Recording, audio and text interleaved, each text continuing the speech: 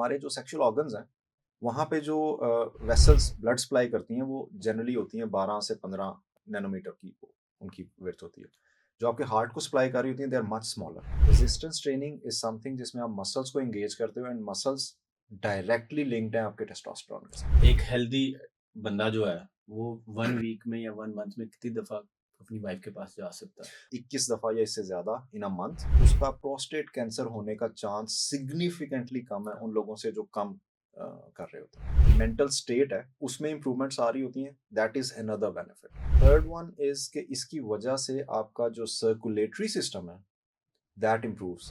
शादी हो गई, सब कुछ होके चल रहा है। अब मुझे बताएं कि रिकमेंडेड क्या है? कितने एक हेल्दी बंदा जो है वो 1 वीक में या 1 मंथ में कितनी दफा अपनी वाइफ के पास जा सकता है? अच्छा, इसमें बड़ा इंटरेस्टिंग है। अगर तो आप उसके हेल्थ बेनिफिट्स की बात करते हो ना, फॉर मेल्स, तो देर इज अ गुड रिसर्च जिसमें उन्होंने काफी सारे लोगों को अच्छे नंबर ऑफ पीपल को लिया और उनको उन्होंने टेस्ट किया कि प्रोस्टेट कैंसर पे इसका क्या इफेक्ट आता है। ठीक है।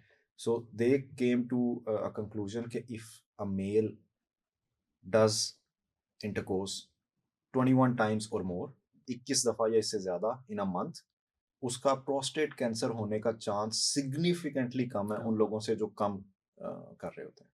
यानी कि महीने सो में अगर आप 21 दफा करने आई एम वाला not suggesting this, cancer. I am not suggesting this, but this is a research कि उसमें ये जो प्रोस्टेट कैंसर वाली बेनिफिट है वो वहां पे आ रही है। ठीक है। सेकंड बेनिफिट इज कि आपको एक जो मेंटल स्टेट है उसमें इंप्रूवमेंट्स आ रही होती हैं, that is another benefit because of the orgasm वो जो आपको आ रही होती है। थर्ड वन इज कि इसकी वजह से आपका जो सर्कुलेटरी सिस्टम है दैट इम्प्रूव्स। अब इसकी मैं आपको सिंपल एग्जांपल देता हूँ। हमारे जो सेक्सुअल ऑर्गन्स हैं, वहाँ पे जो वेसल्स ब्लड सप्लाई करती हैं, वो जनरली होती हैं 12 से 15 नैनोमीटर की उनकी विड्थ होती है। जो आपके हार्ट को सप्लाई कर रही होती हैं, दे आर मच स्मॉलर। अगर किसी बंदे को इरेक्टाइल डिसफंक्शन हो, सो देर इज अ प्रिडिक्शन कि अगर वो आज इरेक्टाइल डिसफंक्शन डायग्नोस होता है, within 7 years there is a 15% chance कि उसको हार्ट अटैक होगा, because it's all connected to the blood vessels. ठीक सो है। अगर आप वो हेल्थ की बात करें तो ये दो तो तीन चार फौरन चीजें डॉक्टर के उसमें पास जाने की जरूरत है अगर किसी को भी मसला तो। डेफिनेटली। और एक्सरसाइज में क्या करे करे फिर वो? एक्सरसाइज में तो वो जो क्योंकि हम तो सबसे क्या बता रहे हैं कि भाई डॉक्टर के पास जाना नहीं है, आप आपको हम बताएंगे कि एक्सरसाइज से कैसे ठीक अच्छा, करना इसमें है। ना दो चीजें हैं। आई वुड सजेस्ट कि अगर तो वो सीरियस केस है तो he should also consult the doctor, hmm. कि उन चीजों पे भी वो जाए ऑब्वियसली। जहां पे उसको कंसल्टेशन चाहिए वो ले।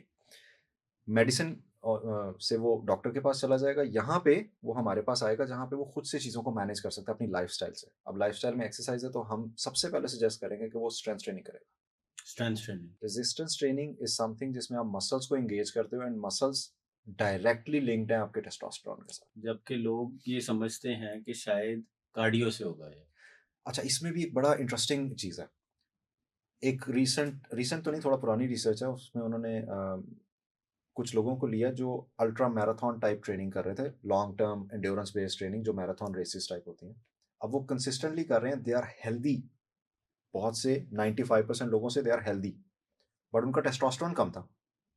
उनका वाइज और दैट, उसकी क्या वजह? उसकी ये वजह थी because they were not training resistance बस। Exercises enough. प्लस इस एक्सरसाइज से कॉर्टिसोल रिलीज होता है ज़्यादा।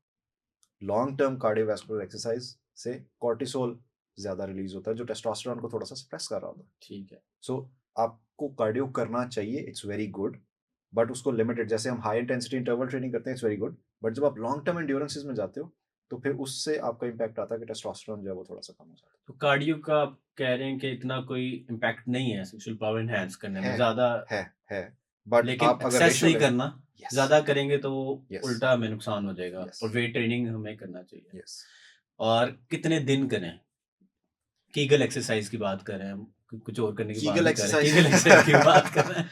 Kegel exercises ideally you can do every day, twice a every day. Day, twice a day.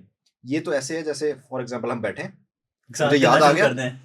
मैं भी इधर यू सोचता वुडंट कि नो, दो यू दो दिन वुडंट नो। एक्सरसाइज करके मैं वापस आ जाऊं। आपको पता नहीं चलेगा, अगर मैं कर रहा हूं तो आपको पता नहीं चलेगा। अच्छा। सो बिकॉज आपने स्क्वीज करना अपना एग्जैक्टली एब्डोमिनल और एग्जैक्टली। एक्सरसाइज सो हो आप गई।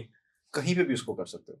सो दिस इज ठीक है। समथिंग जो आप अपनी डेली रूटीन में ला ऐसे सकते ही हो। ना मैंने कीगल एक्सरसाइज करवा रहा था अपने जिम में ना लोगों ने वैसे मुझे पूछा कि मेरी क्लास है, बड़ी अच्छी मॉर्निंग के, बड़े अच्छे बच्चे हैं सारे। तो उनको मैंने एक बार बताया, उन्होंने कहा सर ये इसकी बताएँ, इसकी बताएँ। तो मैंने कहा यार ये ऐसे एक्सरसाइज़ होती है, कीगल एक्सरसाइज़ इसको कहते हैं, करें। तो उनको मैं डेली कहता हूँ कि मेरे आने से पहले ना आपने वार्म अप करना है। मैं जिस दिन बताया ना, उस अगले दिन आया हूँ तो सारे कीगल एक्सरसाइज़, मैंने हॉल का दरवाज़ा खोला है, अंदर 10-15 लोग लेटे हैं, सारे कीगल एक्सरसाइज़। मैंने कहा यार आपसे इस पे आ गए कि सर इसी इसी के तो बेनिफिट्स सारी गेम है। मैंने कहा ठीक है, बिकॉज़ अल्टीमेटली कीगल एक्सरसाइज़ करते हुए भी कोर तो आपका इन्वॉल्व हो रहा है। एग्ज़ैक्टली, तो एक्सरसाइज़ तो एग्ज़ैक्टली। हो रही है।